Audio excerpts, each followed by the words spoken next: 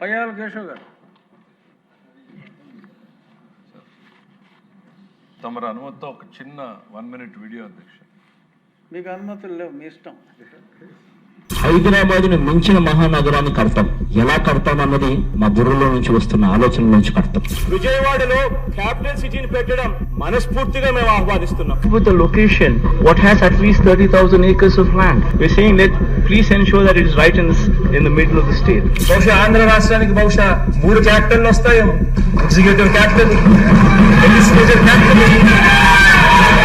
Judicial capital, 3 capital కూడా రావాల్సిన పరిస్థితి కనిపిస్తా ఉంది అధ్యక్ష. 3 రాజధానులకు సంబంధించిన ఇంతకు ముందు ప్రవేశపెట్టిన బిల్లును ప్రభుత్వం వెనక్కి తీసుకుని మెరుగైన బిల్లుతో సభ ముందుకు వస్తుంది. To Visakhapatnam, which is going to be our capital. To Visakhapatnam, which is going to be our capital. ప్రతి రాష్ట్రానికి ఒక ఎకనామిక్ పవర్ హౌస్ ఉండాలి. ఒక ఎకనామిక్ పవర్ హౌస్ అనేది రాష్ట్రానికి లేకపోతే, ఒక హైదరాబాదో, ఒక బెంగళూరు, ఒక చెన్నైయో ఇటువంటి నగరాలు ఏ రాష్ట్రానికైనా లేకపోతే రాష్ట్రానికి సంబంధించిన ఆదాయాలు ఎప్పటికీ కూడా పెరగదు. ఒకటైతే చెప్తున్నా, ఏ క్యాపిటల్ అయినా కూడా రాష్ట్రానికి మధ్యలో ఉండాలి. ఎవరు ప్రయాణం చేయాలన్నా కూడా ఇబ్బంది పడకూడదు. భూమి ఉండాలి, దండిగా చాలా భూమి ఉండాలి, డెవలప్మెంట్ స్కోప్ ఉండాలి, నీళ్లు ఉండాలి. ఈ 3 క్రైటీరియాస్ లోనే ఎక్కడో ఒక చోట వస్తుంది. కావాలంటే విజయవాడ, గుంటూరు మధ్యలో ఎన్ఎస్ దగ్గర నాగార్జున యూనివర్సిటీలోనో, లేకపోతే ఒక 500 ఎకరాలు అక్కడ గుంటూరు విజయవాడ మధ్యలో ఎక్కడో ఒకసారి తీసుకుని 500 ఎకరాలు నువ్వు కట్టాల్సిన బిల్డింగ్ ఏదో కట్టు, 500 ఎకరాలు నువ్వు కట్టాల్సిన బిల్డింగ్ ఏదో కట్టు, రీజనబుల్ గా ఏదో సైజులో. There is no word as such as capital. One needs to understand the constitution itself. Where the government sits, it is capital. It is the most important thing what one should be understand, what one should be aware of it. He is consistently inconsistent. మీరు చెప్పారు అధ్యక్ష.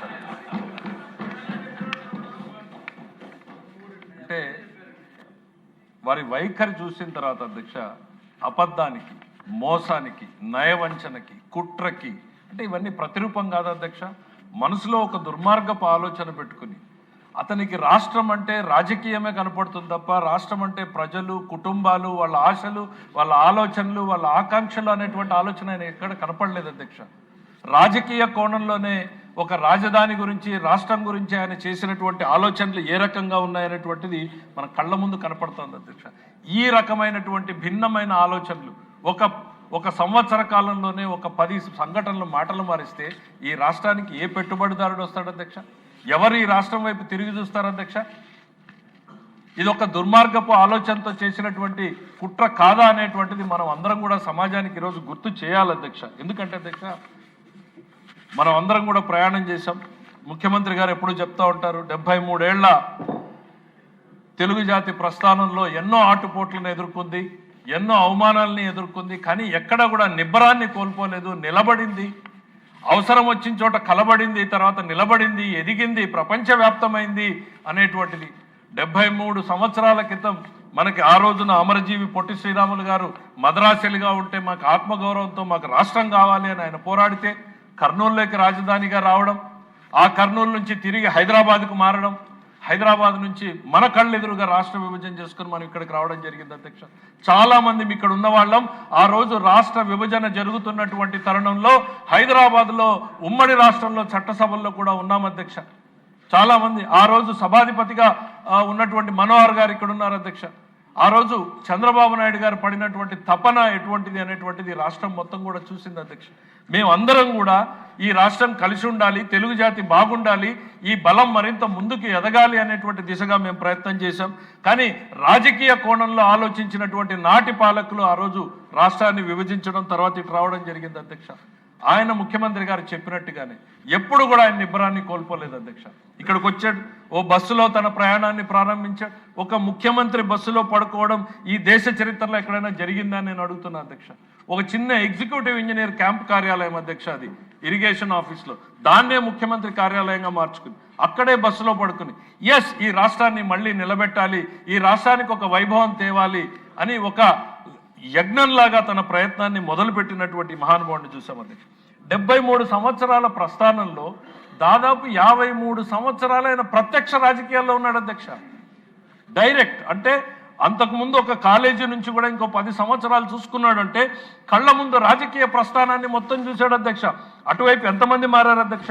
జలగం వెంకటరావు గారు, చెన్నారెడ్డి గారు, టంగుటూరు అంజయ్య గారు, భవనం వెంకటరామరెడ్డి గారు, కోట్ల విజయభాస్కర్ రెడ్డి గారు, మరి జనార్దన్ రెడ్డి గారు, రాజశేఖర్ రెడ్డి గారు, కొంజేటి రోషయ్య గారు, కిరణ్ కుమార్ రెడ్డి గారు, జగన్మోహన్ రెడ్డి గారిని అందరినీ చూశారు అధ్యక్ష వారు. అటువైపు ప్లేయర్స్ మారుతూనే ఉన్నా ఇటువైపు మాత్రం ఈయనొక్కడే నిలబడ్డాడు అధ్యక్ష. ఈ రాష్ట్రం కోసం తను నమ్మినటువంటి సిద్ధాంతం కోసం నిరంతరం ఎన్ని ఆటుపోట్లను ఎదుర్కొన్నాడో ప్రత్యక్షంగా చూసాం అధ్యక్ష. కానీ ఏ రోజు మనోస్థైర్యాన్ని కోల్పడకుండా పోయాడు అధ్యక్ష. ఒక్క సంఘటన, ఒక ఉద్దేశం వచ్చు. 2095 నుంచి 99 వరకు అనేక నిర్ణయాల్ని ఆ రోజు ముఖ్యమంత్రిగా చంద్రబాబు నాయుడు గారు తీసుకుంటే 10 సంవత్సరాలు ప్రతిపక్షంలో ఉన్నటువంటి రాజశేఖర్ రెడ్డి గారు తర్వాత అధికారంలోకి వచ్చారు అధ్యక్ష. 2004 నుంచి 2009 వరకు అధికారంలోకి వస్తే 63 హిస్టారికల్ ప్రాజెక్ట్స్ అధ్యక్ష. రొటీన్గా జరిగే అడ్మినిస్ట్రేటివ్ కాదు, ఒక చరిత్ర గతిని మార్చేటువంటి నిర్ణయాల్ని గతంలో తీసుకున్నటువంటి చంద్రబాబు నాయుడు గారు తీసుకున్నారు కదా అని 63 ప్రాజెక్టులు పెడితే 62 ప్రాజెక్టులను కంటిన్యూ చేశారు అధ్యక్ష. టెక్నికల్ రీజన్స్తో ఒక ప్రాజెక్ట్ ఆపారు అధ్యక్ష. గతంలో ఈ ముఖ్యమంత్రులందరూ కూడా ఎంతో చేయాలని, ఏదో తమ ముద్రను నిలపాలని, ప్రజల జీవితాల్లో మార్పు తేవాలని ఆలోచన చేసి తపన పడ్డారు. కొంతమంది చేశారు, కొంతమంది చేయలేకపోయారు. కానీ నష్టం చేయాలన్నటువంటి ఆలోచనతో అధికారంలోకి వచ్చినటువంటి ఏకైక వ్యక్తి జగన్మోహన్ రెడ్డి గారి చరిత్రలో మిగిలిపోతాడనేటువంటిది సందర్భంగా చెప్తున్నది. ఈ రాష్ట్రంలో ప్రతి ఒక్క ముఖ్యమంత్రి ఏదో ఒక వర్గాన్ని ఓన్ చేసుకునే ప్రయత్నం చేశాడు, ఏదో ఒక వర్గానికి మంచి చేసేటువంటి ప్రయత్నం చేశాడు. కానీ జగన్మోహన్ రెడ్డి గారు ఈ రాష్ట్రంలో ఏం మంచి చేశారు? ఈ రాజధానిలో ఒక ఇటుకని పేర్చాడా, లేక తాను చెప్పినటువంటి విశాఖలో మరో పారిశ్రామికవేత్తని తయారు చేయగలిగాడా, లేకపోతే ఏం సాధించాడు, ఓ ఇరిగేషన్ ప్రాజెక్టును చేశాడా అనేటువంటిది ఈ సందర్భంగా మనం గుర్తు చేయాల్సినటువంటి సందర్భం అధ్యక్ష. ఆయనకి రాష్ట్రం రాజకీయం, రాష్ట్రం అంటే రాజకీయం తప్ప ప్రజలు, ప్రజల సంక్షేమం అనేటువంటిది ఏ కోణంలోనూ కూడా కనపడదు అధ్యక్ష. ఎందుకనంటే అధ్యక్ష, ఆ రాష్ట్ర విభజన సందర్భంలో ప్రజలు రోడ్డెక్కి యువకులు, మహిళలు, వృద్ధులు ఈ రాష్ట్రం కలిసి ఉండాలి అని చేసినటువంటి పోరాటం కళ్ళ ముందు ఇంకా ఉంది అధ్యక్ష. ఆ హోరు జోరు ఇప్పటికీ కూడా వినిపిస్తూనే ఉంది అధ్యక్ష. ఆ రోజు సభలో నేను మాట్లాడుతూ చెప్పాను అధ్యక్ష, విడిపోతే పడిపోతాం, చెడిపోతాం అని కళ్ళ ముందు చూస్తూనే ఉన్నాం అధ్యక్ష. దాని నష్టాలని ఈ రోజుకు కూడా తీర్చుకోలేకుండా పోతా ఉన్నాం. అటువంటి పరిస్థితుల్లో నమ్మి ఓట్లేసినటువంటి ప్రజానీకానికి మరింత ఉత్సాహాన్ని, నమ్మకాన్ని ఇచ్చేలాగా ప్రయత్నం చేయాల్సినటువంటి ముఖ్యమంత్రి ఎంత కన్ఫ్యూజన్ క్రియేట్ చేసేటువంటి పరిస్థితుల్ని చేశాడు అనేటువంటిది ఇంతకుముందు వీడియోలోనే చూపించాం అధ్యక్ష. ఆయన ఈ సభలో అధ్యక్ష ఎన్నో చట్టాలు చేశాం, ఎన్నో చర్చలు చేశాం, ఎన్నో తీర్మానాలు చేశాం, మరెన్నో ప్రజల జీవితాల్ని మార్పు చేసేటువంటి ఆలోచనలు కూడా తీసుకొచ్చాం అధ్యక్ష.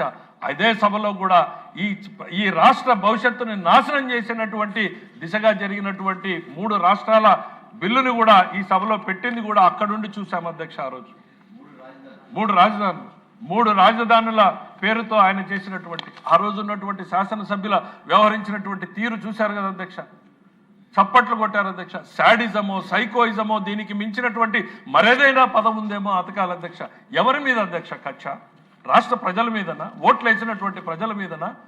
ఎందుకే అధ్యక్ష మనల్ని అందరినీ ఎన్నుకున్నటువంటిది మా జీవితాలని మార్పు చేస్తారని, మా జీవితాల్లో మళ్ళీ 5 ఏళ్లలో మరింత ఎదుగుతామనేటువంటి ఆలోచనతో చేసినటువంటి ప్రజానీకానికి పని చేయాల్సింది పోయి వారి జీవితాల్ని నాశనం చేసి శాశ్వతంగా ప్రభుత్వం మీద ఆధారపడేటువంటి వ్యక్తుల్లాగా తయారు చేయాలి, మేము ఇచ్చేటువంటి బటన్ నొక్కుడుతోనే మీ జీవితాలు సాగాలి అన్నటువంటి దుర్మార్గపు ఆలోచనతో జరిపినటువంటి కుట్రలు కాదా అనేటువంటిది ఈ సందర్భంగా గుర్తు చేస్తున్నాం అధ్యక్ష.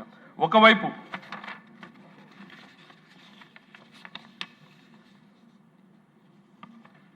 ఆ రోజు జగన్మోహన్ రెడ్డి గారు ఈ కొత్తగా రాష్ట్రాన్ని ఏర్పడి చంద్రబాబు నాయుడు గారు ఎంతో కష్టపడి ఒక కాన్సెప్ట్ని క్రియేట్ చేసి అందరినీ సమీకరించి ఇది నడిబొడ్డునుంది, దీన్ని ఈ రకంగా చేసుకుందామని సింగపూర్ లాంటి కంపెనీతో ఫ్రీగా అధ్యక్ష వాళ్ళు ₹1 ఖర్చు లేకుండా మనకు ఒక మాస్టర్ ప్లాన్ ఇచ్చి ఈ రకంగా చేయండి అని అంటే ఒక్క సింగపూర్ స్టార్టప్ క్యాపిటల్ అధ్యక్ష వాళ్ళు చెప్పింది 1,50,000 ఉద్యోగాలు ఇస్తామన్నారు అధ్యక్ష. ఈ దుర్మార్గులు వచ్చిన తర్వాత ఏం చేశారు అధ్యక్ష? పసిబిడ్డలో అదేదో మనం వింటాం అధ్యక్ష, పురిట్లో బిడ్డను చంపేశారు అని. అమరావతికి ఖచ్చితంగా అదే ప్రయత్నం జరిగింది అధ్యక్ష. పురిట్లో బిడ్డని చంపేసేటువంటి ప్రయత్నం చేస్తే ఈ రైతులు, ఈ రాష్ట్రానికి సంబంధించినటువంటి ప్రజలు, తెలుగుదేశం పార్టీ, వివిధ పార్టీల నాయకులు, ఆ రోజు ఉన్నటువంటి పవన్ కళ్యాణ్ గారు కావచ్చు, ప్రతి ఒక్కరూ రోడ్డెక్కి నినదించి ఈరోజు పనిచేస్తే మళ్ళీ ఈరోజు అమరావతి ఒక ఊపిర్లు నింపుకుని ముందుకు సాగేటువంటి పరిస్థితులు కనపడతా ఉన్నాయి అధ్యక్ష. ఈరోజు ఒకవైపు అమరావతిని నిలబెట్టాలనేటువంటి ప్రయత్నం చేస్తున్నటువంటి నాయకుడు ఒకవైపు, అమరావతి అంటే ఏంటి అధ్యక్ష, ఇదేదైనా ఒక నగరమో ఒక సిటీనో ఎందుకు అనేటువంటిది ఆయనే చెప్పాడు కదా. ఒక ఆర్థిక రాజధాని ఉంటే తప్ప ప్రజలకు అవకాశాలు రావు అనేటువంటిది తెలియక కాదు అధ్యక్ష. బయటకు వెళ్ళి ఏం చెప్తాడు అధ్యక్ష, మొత్తం పెట్టుబడులు అమరావతిలో పెడుతున్నారు అని చెప్తారు అధ్యక్ష.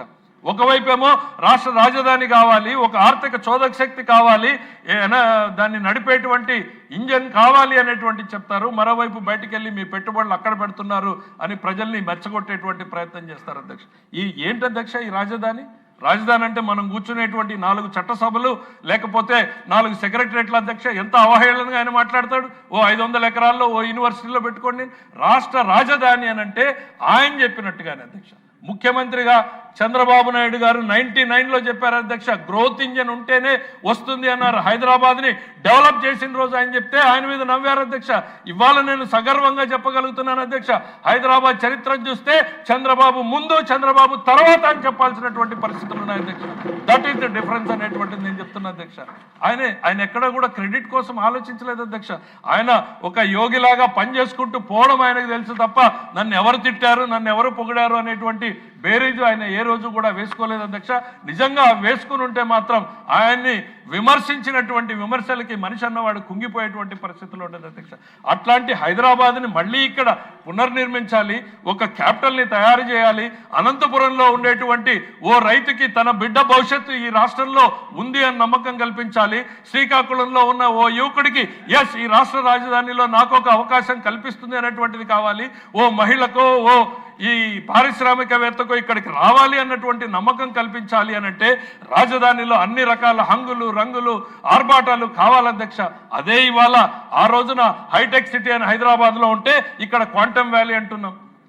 ఏదో ఒక రూపంలో అన్ని వ్యక్తులని, శక్తులని సమీకరించుకుని ఒక ప్రాంతానికి చేరిస్తే అది ఈ రాష్ట్రానికి భవిష్యత్తునిస్తుంది, ఈ రాష్ట్రానికి ఆదాయాన్ని ఇస్తుంది అధ్యక్ష. సింపుల్ అధ్యక్ష. ఇవాళ ఇప్పటికిప్పుడు చూస్తూ ఉంటే హైదరాబాద్ 70% ఇన్కమ్ జనరేట్ చేస్తూ ఉంది అధ్యక్ష. ఒక్క హైదరాబాద్తో తెలంగాణ మొత్తం నడుస్తుంది అధ్యక్ష. 1,00,000 కోట్లకు దాటుతుంది అధ్యక్ష ఒక్క హైదరాబాద్ ఇచ్చేటువంటి ఇన్కమ్ అధ్యక్ష. ఇవాళ ఆంధ్రప్రదేశ్లో ఆ రకమైనటువంటి ఎనర్జీ సెంటర్ కావాలి, ఒక గ్రోత్ ఇంజన్ కావాలి. అది వస్తేనే మిగిలినవన్నీ సాధ్యమైతే ఈ రాష్ట్రం నడుస్తుంది అనేటువంటి ఒక తపనతో, ఆరాటంతో ఆ రోజున 2.5 సంవత్సరాల్లో పరుగులు పెట్టిస్తే వచ్చిన వెంటనే ఈ కన్ఫ్యూజన్, 3 రాష్ట్రాల పేరుతో 3 ముక్కలాటాడి చివరికి కన్ఫ్యూజన్ చేసి ఏ పారిశ్రామికవేత్త ఇటువైపు తిరిగి రాకుండా చేసి అప్పటిదాకా చేసిన పెట్టుబడుల అధ్యక్ష. మా నారాయణ గారు చెప్పారు అధ్యక్ష, పాపం చంద్రబాబు గారు పరుగులు పెట్టించినట్టల్లా ఆయన పెడుతూనే ఉండి ఆ కాంట్రాక్టర్లను పరుగులు పెట్టిస్తే కాంట్రాక్టులు రద్దు చేయరు, డిపాజిట్లు వెనక్కియరు, మెటీరియల్ తీసుకుపోనియరు, ఇక్కడ ఉన్నటువంటి మెటీరియల్ని దోచేస్తారు. ఇటువంటి పరిస్థితుల్లో వదిలేసి మళ్ళీ తిరిగి స్టార్ట్ చేస్తూ ఉంటే మళ్ళీ విష ప్రచారాన్ని చేసేటువంటి ప్రయత్నంలో ఇక శాశ్వతంగా ఈ అమరావతి అనేటువంటిది ఆంధ్రులకి గర్వకారణంగా నిలిచేలాగా ఉండాలి అనేటువంటి దాంతో ఈ ప్రయత్నం అధ్యక్ష. ఒక్కసారి ఈ అమరావతి రైతుల గురించి ప్రస్తావించాలి అధ్యక్ష. ఎక్కువ మాట్లాడదలుచుకోలేదు. ఈ రోజు భారతదేశంలో 2013 తర్వాత చూసాం అధ్యక్ష, ల్యాండ్ ఎక్విజిషన్ ఎక్కడ చేయాలన్నా కూడా పోలీసు ఉంటుంది, లాఠీ చార్జ్ ఉంటుంది అధ్యక్ష. కానీ ఈ అమరావతిలో 34,000 ఎకరాలని చేస్తే రైతులు స్వచ్ఛందంగా మీటింగ్లకు వచ్చి మా భూమిని తీసుకోండి అన్నటువంటి చారిత్రాత్మక సంఘటన భారతదేశం మొత్తం మీద కూడా ఇక్కడ జరిగింది అధ్యక్ష. అట్లాంటి అద్భుతమైనటువంటి ల్యాండ్ పూలింగ్ స్కీమ్ని మనం ఇక్కడ ఇంట్రడ్యూస్ చేస్తే వాళ్ళు తర్వాత అమరావతిని కాపాడుకోవడం కోసం మహిళలు పాదయాత్ర చేస్తే మన న్యాయస్థానం నుంచి దేవస్థానం వరకు అనేటువంటిది ఆ మహిళల మీద మాట్లాడినటువంటి మాటలు అధ్యక్ష. బెంజ్ కార్లు కానీ వాళ్ళ పట్టు చీరల గురించి, ఆఖరికి వాళ్ళ వాష్రూమ్కి వెళ్ళడానికి బాత్రూములు పెడితే వాటిని తొలగించినటువంటి క్రూరత్వమైనటువంటి సందర్భాన్ని మనం మర్చిపోకూడదు అధ్యక్ష. వాళ్ళ పట్ల జరిగినటువంటి అవహేళనలు, అవమానాలు, సోషల్ మీడియాలో వాళ్ళు ఎదుర్కొన్నటువంటి మాటల్ని వింటే అధ్యక్ష, మనిషి అన్న వాడెవడూ కూడా దాన్ని క్షమించడు అనేటువంటిది నేను చెప్తా ఉన్నాను. అటువంటిది పైగా ఆ విమర్శల్ని ఎంకరేజ్ చేసేటువంటి పాలకులుగా మిగిలారు అని అంటే నేను ఎప్పుడు చెప్పినట్టుగానే అధ్యక్ష, ప్రజలు ప్రతి నిమిషం కూడా గుర్తుపెట్టుకోవాలి, వైసీపీ సమాజానికి హానికరం, YCP never again in Andhra Pradesh అనేటువంటిది ప్రతి క్షణం కూడా గుర్తుపెట్టుకోవాలని నేను ఈ సందర్భంగా కూడా చెప్తా ఉన్నా అధ్యక్ష. ఇవాళ మనందరి బాధ్యత అధ్యక్ష, ఇవాళ ఇక్కడ కూర్చుని అమరావతిని మనం రాజధానిగా చేస్తున్నాము, శాశ్వతంగా రక్షణ కల్పించేలాగా కేంద్ర ప్రభుత్వం నరేంద్ర మోడీ గారు ఈరోజు మనకు బాసటగా నిలుస్తున్నారు, తగిన చట్టాల్ని రూపొందిస్తున్నాము అనంటే వారు ఆర్థిక సహాయంతో పాటు శాశ్వతంగా న్యాయపరమైనటువంటి చట్టపరమైనటువంటి రక్షణని కల్పిస్తున్నటువంటి కేంద్ర ప్రభుత్వానికి కూడా ఈ సందర్భంగా మనం ధన్యవాదాలు తెలియజేయాల్సినటువంటి అవసరం ఉంది అధ్యక్ష. ఎందుకనంటే భారతదేశంలో ఇన్ని రాష్ట్రాలకు రాజధానులు ఉంటే మీ రాజధాని ఏది అని చెప్పుకోలేనటువంటి అవమానకరమైనటువంటి పరిస్థితుల్లోకి నెట్టేసినటువంటి జగన్మోహన్ రెడ్డి గారి పాలనని మన పాలనని తేడా చూడాలి. ఎక్కడికి పోయినా ప్రజలు పరిహసించేలాగా మనల్ని జీవితాల్ని బుగ్గిపాలు చేసేటువంటి ప్రయత్నం చేసినటువంటి జగన్మోహన్ రెడ్డి గారిని ప్రతి క్షణం కూడా ఆయన వైఫల్యాల్ని ఆయన వైఖరిని ఎండగడుతూనే ఉండాలి అనేటువంటిది సందర్భంగా గుర్తు చేస్తూ, అట్లాంటి స్థితిలో మనకు అప్పగించిపోతే ఇవాళ ఆర్సిలర్ మిట్టల్ గూగుల్ వచ్చేటువంటి స్థాయికి మన రాష్ట్రాన్ని తీసుకొచ్చాం అధ్యక్ష. దానికి ఏం మాట్లాడతారు అధ్యక్ష? ఫేస్ వాల్యూ గురించి మాట్లాడతారు అధ్యక్ష. ఎస్, ఆ చంద్రబాబు నాయుడు గారి ఫేస్ వాల్యూని పట్టే ఈరోజు ఆర్సిలర్ మిట్టల్ వచ్చింది, గూగుల్ వచ్చింది అని ఈ సభ ద్వారా నేను జగన్మోహన్ రెడ్డి గారికి చెప్తున్నాను అధ్యక్ష. మీ ఫేస్ వాల్యూని చూసి ఎవరు వచ్చారు అనేటువంటిది నేను అడుగుతా ఉన్నాను.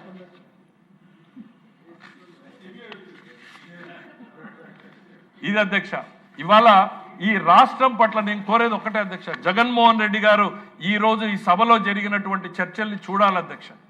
ప్రజల ఆశలకి ఆకాంక్షలకి ప్రతిరూపంగా ఈ సభ నడుస్తుంది. మేము ఇక్కడ ఉన్నటువంటిది ప్రజల కోసం, రాష్ట్ర హితం కోసం, రాష్ట్ర ప్రజల భవిష్యత్తుని మార్చడం కోసమే ఇక్కడున్నాం తప్ప మా రాజకీయ ప్రయోజనాల కోసం మేము లేము అనేటువంటిది జగన్మోహన్ రెడ్డి గారు చూడాలి. కొంచెమైనా మారాలి అధ్యక్ష. రాజకీయాల్లో ప్రతిపక్షం ఉండాలని కోరుకుంటాం అధ్యక్ష.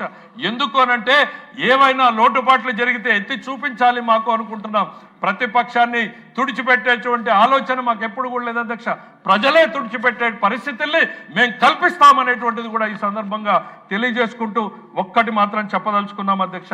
అమరావతి ఖచ్చితంగా ప్రజల ఆశలకి ఆకాంక్షలకి ప్రతిరూపంగా నిలుస్తుంది. ఒక ఎకనామిక్ గ్రోత్ హబ్గా ఆ అమరావతి ఏర్పడుతుంది. మరి అటువంటి సాధనకి నడుం బిగించి అనునిత్యం ఆ రోజు ప్రతిపక్షంలో కోర్టు కేసుల అధ్యక్ష మేము చూసాం అధ్యక్ష. అంటే పార్టీ రైతులు ఫీజులు కట్టుకోలేని పరిస్థితి అధ్యక్ష, అంతంత మాత్రంగా ఉన్నటువంటి పరిస్థితులు. అలాంటి పరిస్థితుల్లో న్యాయ పోరాటానికి మద్దతుగా నిలిచినటువంటి ఒకవైపు చంద్రబాబు నాయుడు గారు ఆయన మాటను నమ్మి ఎంతో మంది సాయపడ్డారు అధ్యక్ష.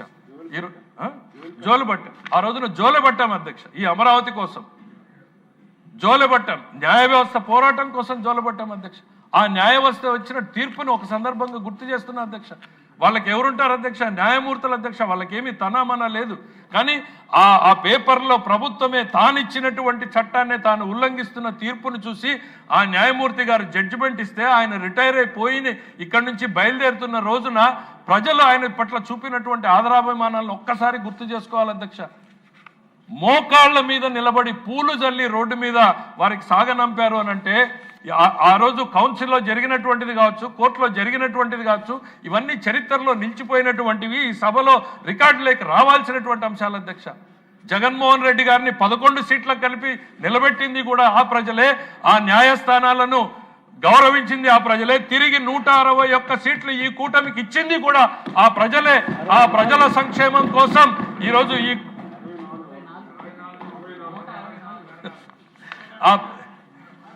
అచ్చెన్నాయుడు గారు తీసేసాని బాధపడుతున్నాడు అధ్యక్ష. ఈ రోజు ఆ ప్రజల సంక్షేమం కోసం నిరంతరం చంద్రబాబు నాయుడు గారి నాయకత్వంలో ఈ కూటమి మొత్తం కూడా పనిచేస్తూనే ఉంటుంది అనేటువంటి తెలియజేసుకుంటూ, ఈ అమరావతి రాజధాని అనంటే ఇది ఆంధ్రులకి అనంతపురం నుంచి శ్రీకాకుళం వరకు ప్రతి జిల్లాలో ఉన్నటువంటి రైతులకు, యువకులకు, మహిళలకు ఒక అవకాశాన్ని కల్పించే వేదికగా చంద్రబాబు నాయుడు గారు తయారు చేస్తారు అన్నటువంటి నమ్మకాన్ని ఇస్తూ వారు ప్రవేశపెట్టినటువంటి ఈ తీర్మానాన్ని బలపరుస్తూ సెలవు తీసుకుంటున్నా అధ్యక్ష.